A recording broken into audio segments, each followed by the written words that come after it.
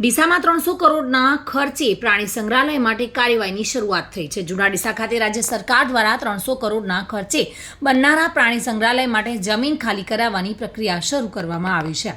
Vasna road પર સરકારે 450 વીઘા જમીન ફાળવી છે। આ જમીનમાં રહેણાંક અને ખેતીલાયક દબાણો હતા। જૂના ડીસાના રેવન્યુ સર્વે નંબર 24માં મંજૂર થયેલ પ્રાણી સંગ્રહાલય અને સફારી પાર્કની જગ્યા પરના દબાણો દૂર કરવાનો પ્રારંભ કરાયો છે। 66 કેવી સબસ્ટેશનની બાજુમાં આવેલી આ જમીન પરના દબાણો હટાવવા માટે જમીન મહેસૂલ કાયદાની કલમ 61 મુજબ દબાણદારોને નોટિસ આપવામાં આવી હતી। દબાણદારોએ સ્વૈચ્છિક રીતે દબાણ દૂર કરવા માટે તેઓને જણાવવામાં આવ્યું હતું, પરંતુ નોટિસ છતાં દબાણ ન હટતા કલમ 202 મુજબ આખરી નોટિસ પાઠવવામાં આવી હતી। જોકે આજે મામલતદાર કચેરી ડીસા ગ્રામ્ય, DLR કચેરી પાલનપુર અને R&B વિભાગના અધિકારીઓની હાજરીમાં દબાણ દૂર કરવાની કામગીરી શરૂ કરવામાં આવી હતી।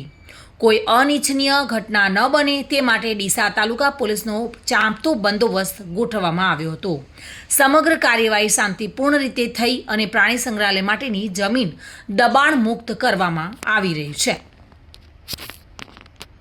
Bureau report, today Gujarati news.